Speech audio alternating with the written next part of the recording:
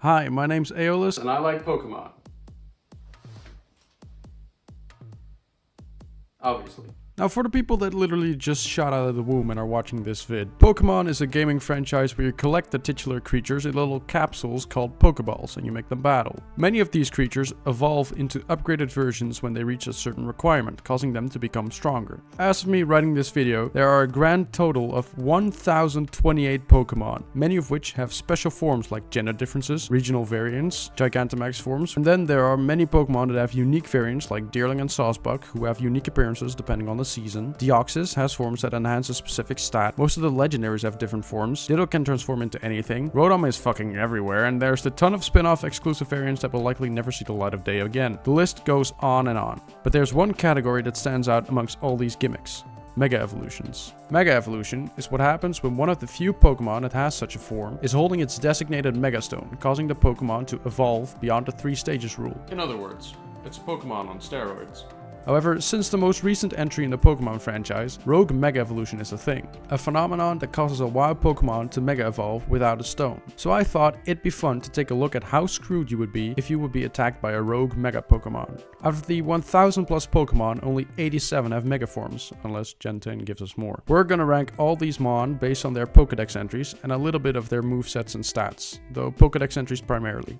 I'll also be including the Primals, Ashka-Ninja, and Angie-Floette as they are basically Mega Evolutions with extra steps. Let's go take a look at our tiers, shall we? We have 7 tiers. Triple S tier, S tier, A tier, B tier, C tier, D tier, and F tier. With that out of the way, let's start with the safest Mon and work our way up. Down, the other direction. So first up is the Unscathed tier. This tier only has 5 Pokemon, which, not gonna lie, to me was kinda surprising. I was expecting less. So the Mon we got here are Audino, obviously, Altaria, Ampharos, Ashka-Ninja, and Alakazam. Huh? We all saw Mega Audino coming. They're literally a nurse. If it came running at you, it would at the most jab you with a syringe filled with vitamin D or something. Mega Altaria and Mega Ampharos both don't have a single Pokédex entry that implies they are capable of harm.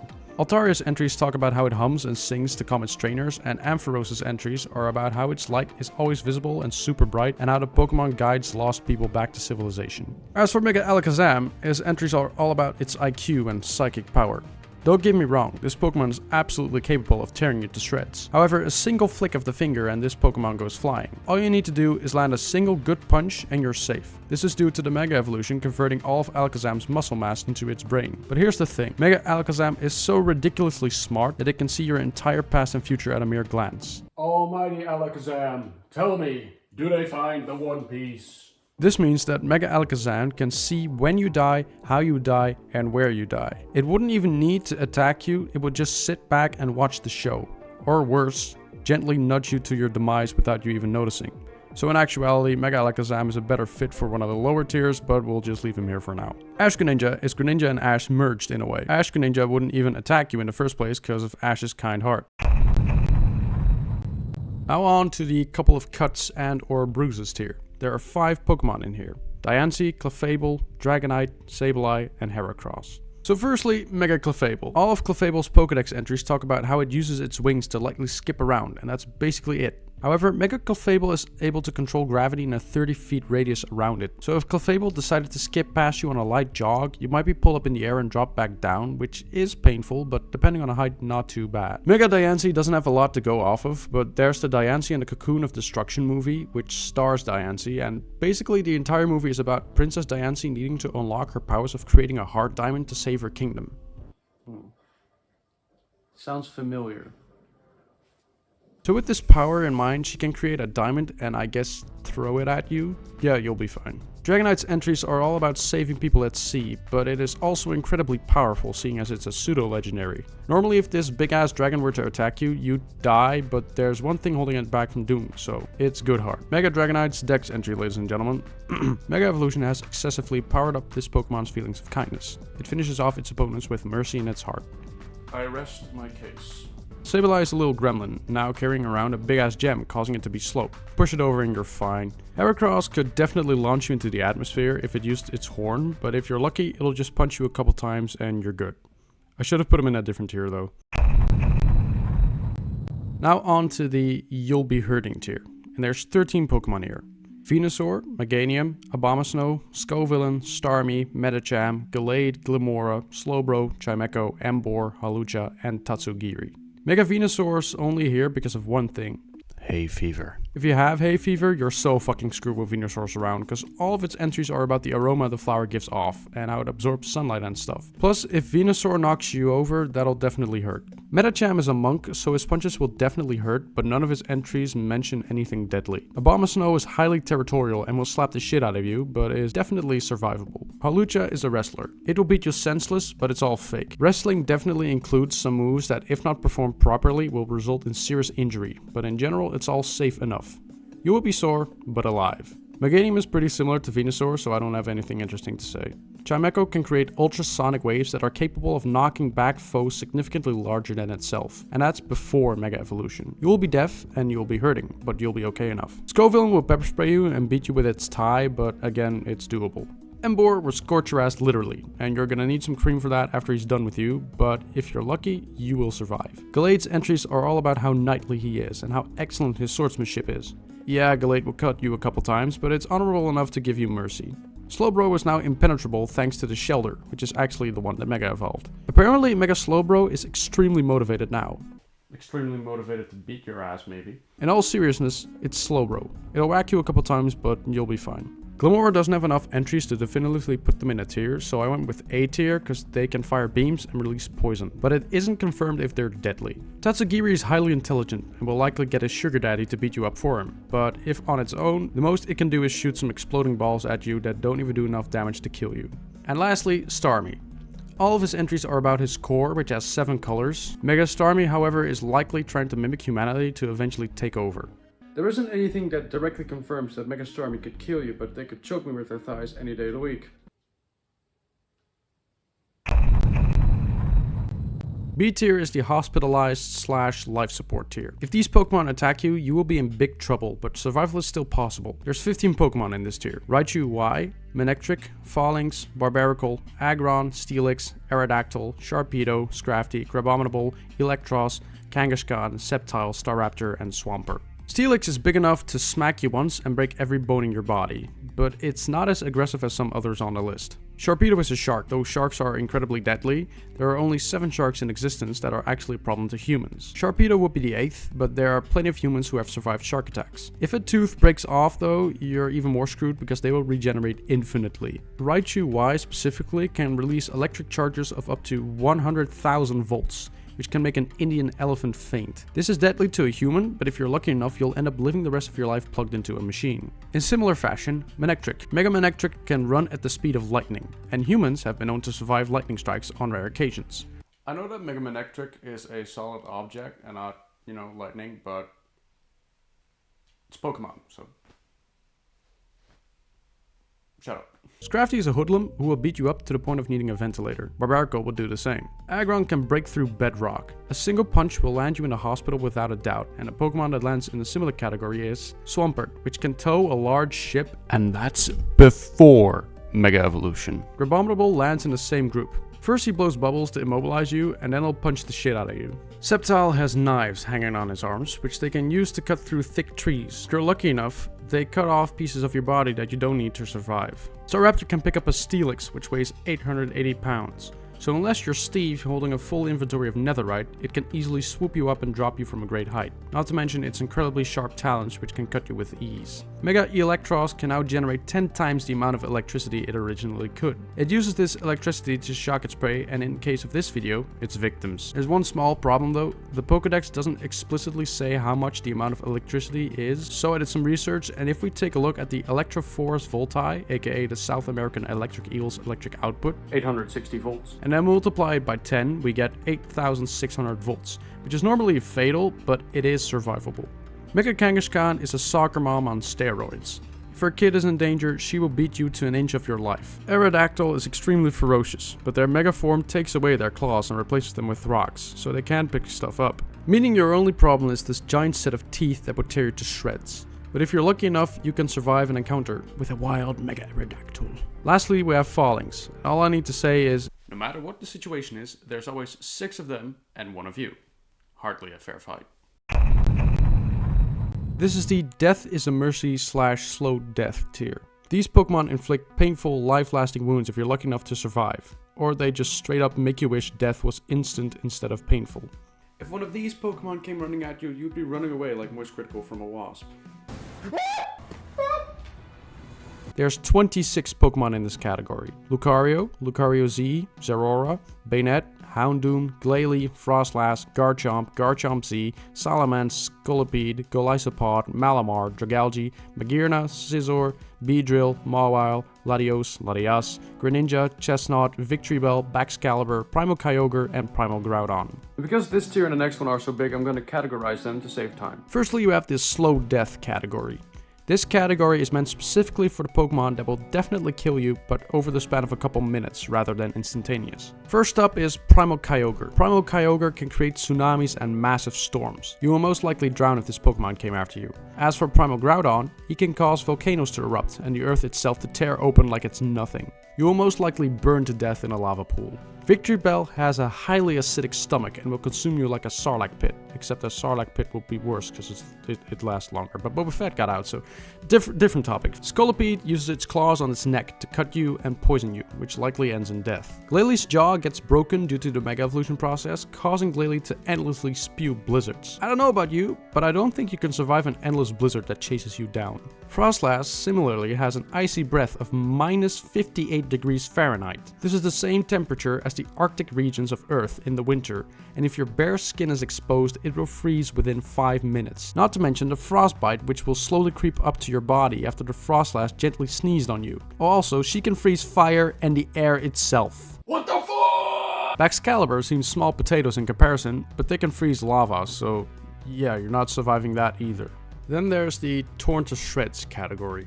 Mega Scizor and Mega Mawile will rip you apart with their respective jaws. Mega Golisopod will do whatever it takes to achieve victory. And after winning, they'll deliver the final blow with the hidden claws on its back. So Golisopod will most likely toy with you a bit before the kill. Mega Latios and Latias aren't evil enough to straight up attack you, but their sheer flying speed will definitely do enough damage for you to slowly bleed to death internally and externally should they hit you. Beedrill will stab you relentlessly, and when it feels like it has done enough, it will use its main stinger to deal the final blow. The initial sting won't be deadly, but the poison it unleashes into your body will be. And if you're allergic to bees, you're especially fucked. Garchomp and Garchomp Z will use their scythe-like wings to cut you into tiny sushi pieces, and Zeraora's Pokédex entries literally say that it will tear you to shreds. The Bleeding Out category. Mega Salamence is dubbed the Blood-Soaked Crescent because after Mega Evolution, Salamence is driven mad, causing Salamence to go on a rampage, and if he flew past you, you would most definitely be cut in half and thus bleed to death. Mega Greninja can create weapons out of compressed water. These weapons are strong enough to split metal in two. I'll let you figure out what happens next. Lucario and Lucario Z. They will beat you to death, and you will most likely bleed out internally and externally. Chestnut is also here. Chestnut is capable of withstanding bombs at point blank range. That hitting you isn't doing you a lot of good. You'd definitely be pummeled to death. Lastly, we have the I'd rather die category. Banette will curse you, which most likely ends in death. Malamar will hypnotize you and basically take over your body. You will be trapped like that until you die, forced to do its bidding. Arguably a fate worse than death. Houndoom can unleash a fiery breath, and if you're touched by this breath, the burning sensation will never go away. So if Houndoom doesn't straight up kill you, you will wish that it did. Dragalge's poison causes the regenerative cells in your body to go haywire, presumably causing your own body to attack itself. Mega Magearna loses all sense of emotions and will hunt you down like a Terminator. It will not rest until it sees the life drained from your eyes, and when it gets to you, you better believe that's what she will do. And if you thought that was bad, hold your horses, because here's D tier. D tier is the obliterated tier. If you were attacked by a Pokemon from this tier, you will not even have time to react. You will be dead in an instant. Once again, we're splitting this tier up into a couple groups because we got 28 Pokemon in this category. Charizard X, Charizard Y, Blaziken, Delphox, Heatran, Camerupt, Pyroar, Blastoise, Feraligatr, Absol, Absol Z, Raichu X, Drampa, Tyranitar, Metagross, Golurk, Meowstic, Pinsir, Skarmory, Pidgeot, Excadrill, Gyarados, Mewtwo X, Mewtwo Y, Zygarde, Rayquaza, Floette, and Angifluet. So the first group is called Beams. These Pokemon will blast you out of existence with a single beam. Mega Blastoise shoots a pressurized water beam out of its head. Yes, its head. Here's proof. A Mega Blastoise's blast is as strong as a tank gun. Damn! Yeah, you're not walking away from that one. Rayquaza and Drampa both unleash dragon beams that will fade you out of existence in an instant. Gyarados has a beam powerful enough to split a fucking ship cleanly in two. Whatever, man.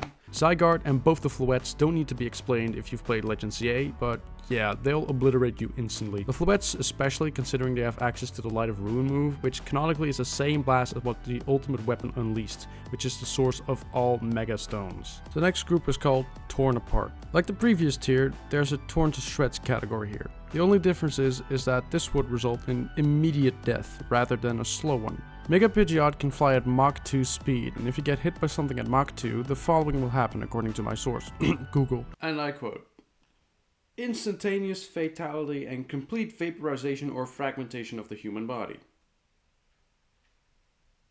Mega Pinsir grows a set of wings, giving it the ability to fly at 30 miles per hour, which is nearly 50 kilometers an hour. If something pierced you at this speed, you would maybe feel it for like a second before succumbing to the wound, especially because Pinsir will not only stab you, but it will immediately start tearing you apart with its horns. And if you think getting hit by something going 30 miles per hour is bad, wait till you hear how fast Skarmory goes. 185 miles per hour. Mega Feraligatr uses its arms and weird toilet seat thingy to bite you cleanly in half, as its bite force is 10 times as strong as its regular jaws, which let's say matches the bite of an average alligator, which is between 2,000 and 300 pounds of force. So Feraligatr exerts between 20,000 and 30,000 pounds of force. Mega Excadrill can destroy anything according to its dex entry. This thing came at you spinning like crazy. You're not showing up to work next Monday going, "You're not gonna believe what happened to me the other day." Mega Mewtwo X can sprint 100 meters in 2 seconds flat. To do that, you would need to run a consistent 180 kilometers an hour at an instant. The amount of force you need to achieve that is insane. And if that came running at you, you will not only not see what attacked you, you will be hit so hard you'll be going on vacation in all continents at the same time. Mega Blaziken can jump over a 30-story building before Mega Evolving. A kick from this bird would send you flying, and if you miraculously survive the kick, you won't survive the fall. Lastly, a simple one. Mega Absol Z slashes its foes apart in one slash as a show of mercy. This next group is very quick and easy to explain. It's called the Blown Up group. If Mega Metagross can't win, it will dig its claws into its opponents and start the countdown to self-destruction. Now let's say you're not winning a fight against Mega Metagross. It knows moves such as Hyper Beam, Explosion, Bullet Punch, Thunder Punch, Giga Impact, Earthquake, Comet Punch, and Meteor Beam. Mega Golurk is very luck or unluck based, I guess, but it just has a chance of randomly exploding at any given moment. Next group is the Molten group. The Charizards can turn solid stone into a pile of ash, and that's before Mega Evolution. Mega Delphox will bombard its opponents with fiery attacks and finish them off with a giant fireball. I don't care how big the room is. I cast Fireball. No! Mega Camerupt has an internal temperature of 1000 degrees Celsius. If Camerupt decides to erupt, which it will in this scenario, you will be set on fire immediately and dead in seconds. Similarly, Mega Heatran will cause you to literally melt if it gets close enough, as the inside of Mega Heatran is 1.8 million degrees Fahrenheit. But we don't go by freedom metrics, so let's revert that to Celsius. First we subtract 32 from 1.8 million because of the metric starting points, then we divide our number by 1.8 for the same reason, landing us on 999,982.22 degrees Celsius, which is as hot as the surface of the fucking sun. You would be dead before Heatran even came close to you.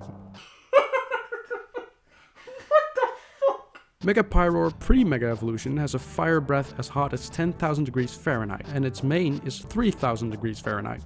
After Mega Evolving, his breath is even hotter than Camerupt's insides. And lastly, the only non-fire related mon in this group, Mega Raichu X. Mega Raichu X flies through the air with 50 million volts of electricity sparking between its tails. This would immediately vaporize all moisture in your body and char you to a lump of coal at an instant. Then we have the Crushed group.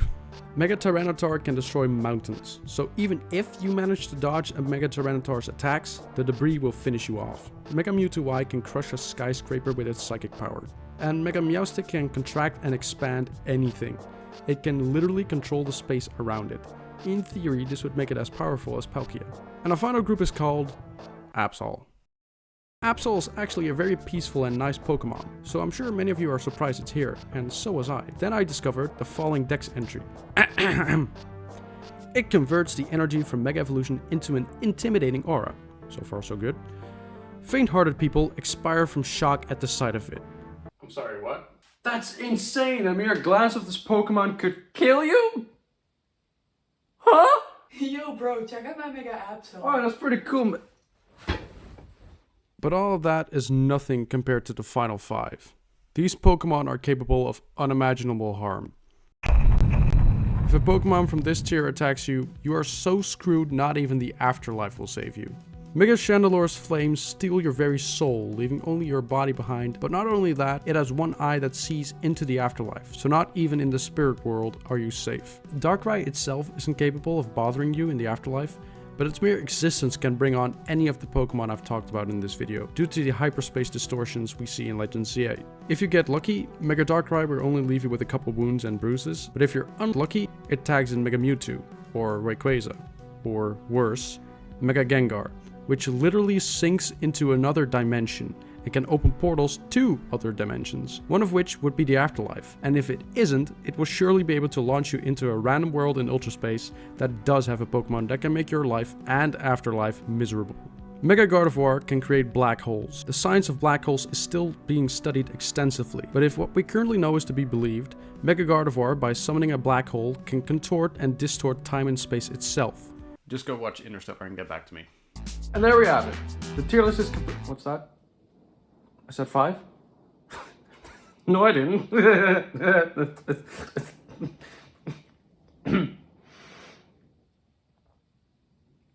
Okay, fine. There's one more. Okay, there's one more, but it's stupid. Megalopunny. Yeah. Megalopunny is only here for one reason. Its ability, Scrappy, which enables its moves to hit Ghost-type Pokemon. In other words, it will beat you to death with its kicks or its cheeks depending on what you're into, and then when you die and your spirit leaves your body, it will presume beating you up. The Playboy Bunny is more dangerous than Rayquaza, Mewtwo, and Zygarde. And there we have it. The how screwed am I if I'm attacked by a Mega Pokemon tier list. I had a lot of fun making this video, and if you guys like it, I will make a sequel, but with the Gigantamax forms. But also stay tuned, Pokemon fans, I have a video lined up where I'll be making custom Pokemon cards for Pokopia, so be on the lookout for that. Before I go, as usual, big thanks to Journey to Nowhere for letting me use their music, and thanks to Mayo for helping me out with the footage and the title cards. That's all for now. I've been Aeolus. Until we meet again. No, just let me roll once. No, be down, put me down. No, put me down. Oh, come down!